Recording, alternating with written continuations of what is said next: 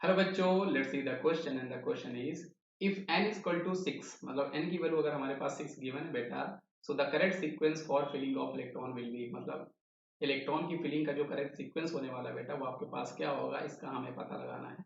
तो चलिए इस क्वेश्चन को हम लोग सॉल्व करते हैं बेटा। तो इस तरह के क्वेश्चन को सॉल्व करने के लिए जो हम यहाँ पे कॉन्सेप्ट यूज करते हैं बेटा, उसको हम लोग बोला करते हैं बेटा n plus l sum rule. n plus n sum rule हम लोग बेटा उसको बोला करते हैं।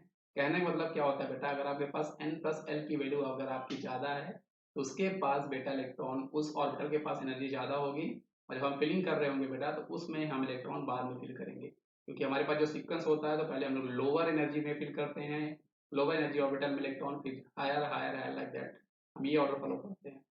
तो n plus l sum rule use करते हैं। कभी कभी होता क्या बेटा, कुछ केस में आपके पास n प्लस एल जो सम होता है वो किसी किसी ऑर्बिटल के लिए इक्वल आ जाता है, तो उस केस में हम लोग बेटा जिसका प्रिंसिपल क्वांटम नंबर कम होगा उसमें एनर्जी कम होगी, तो पहले इलेक्ट्रॉन हम उसमें फिल करेंगे, फिर जिसका n ज्यादा होगा उसमें हम लोग जाएंगे, मतलब n को हम यहाँ पर प्रायोरिटी दिया करते हैं। अब इस क्वेश्चन को हम लोग सॉल्व करते हैं बेटा। तो क्वेश्चन में आपको n की वैल्यू जो है वो आपको ऑलरेडी क्वेश्चन में यहाँ पर दे रखी इन लोगों ने, कितनी है बेटा 6 आपके पास गिवन है, मतलब n जो है वो आपके पास यहाँ पर 6 है।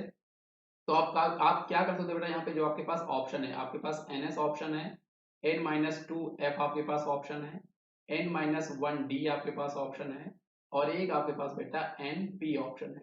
तो आप इसको कन्वर्ट करो बेटा, तो यहाँ पर मतलब हमारे पास 6s, 6 - 2 मतलब 4f, एंड 6 - 1 मतलब 5d, और 6p आपके पास ये ऑप्शन में गिवन है। तो आप इनका बेटा n प्लस एल जो है सम निकाल लो। तो इसके लिए आए, सबसे पहले आपको ये भी ये पता होना चाहिए बेटा, जो l की वैल्यू होती है s के लिए आपके लिए 0 होती है, p के लिए आपके लिए 1 होती है, d के लिए 2 होती है, और f के लिए हमारे पास 3 होती है, ये आपको पता होना चाहिए।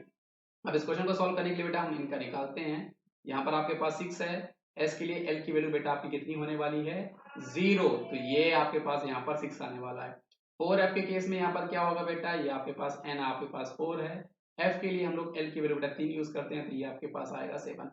5d के लिए क्या है बेटा, यहाँ पर n की वैल्यू आपके पास 5 है, d की वैल्यू बेटा, d के लिए हम लोग l की वैल्यू जो यूज करते हैं बेटा वो आप 2 यूज करते हो, तो ये आपका 5 + 2 आएगा, मतलब ये आपका 7 आने वाला है।